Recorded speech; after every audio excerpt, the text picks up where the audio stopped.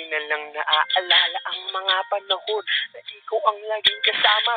Araw-gabi, nag-arasal na ikaw sana ang tinakda ng tadhana upang maging asawa. Naaalagaan ko sa hirap at ginawa, hindi pababayaan kahit na tumanda na. Wala akong pagay kahit ako'y sawang-sawa na sa mga ginawa mo sa'kin. Ako ay nadala na. Pag tinatanong ka palaging patay mali na sa pag-ibig nating dalawa, ika'y nag-aamisya. Hindi oras-oras puso ko'y may anesthesia. Kahit kasalanan niya, lagi na lang nagpapasensya. Tanong ko ba sa pag-ibig pa, wala ang hustisya. Sa ginawa mo sa'kin, di ka pa ba na konsensya?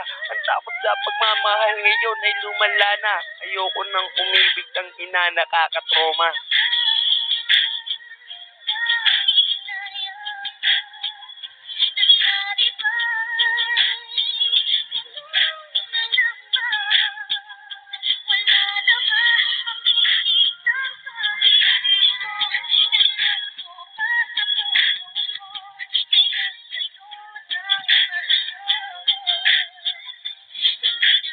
Yung mga taksil, kamusta na kayo?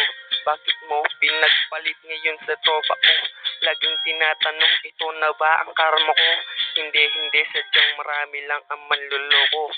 Ang tanong ko lang, panluloko ba'y kayamanan? Ito ba ang trabaho? Sandaling nakakayaman ang ilog mo kang tao patungo sa kalagayan kung saan masasaktan siya ng lubos-lubusan.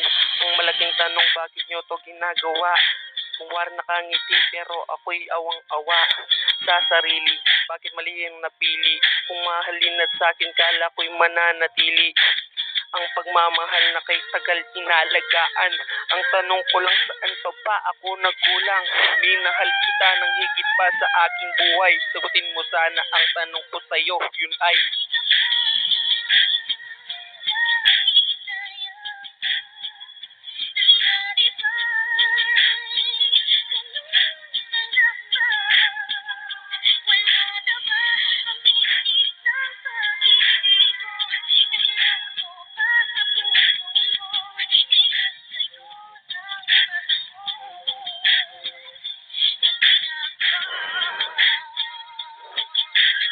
yo.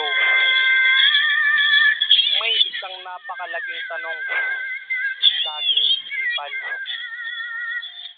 Bakit nga ba kung sino pang nagmamahal, siya pang naiiwanan? Nga pala si Ermar, aka Nightmare. Bangungot lang yung kahapon. Nagmahal lang naman eh. Pero bakit niloko? Pinakasa, sinaktan.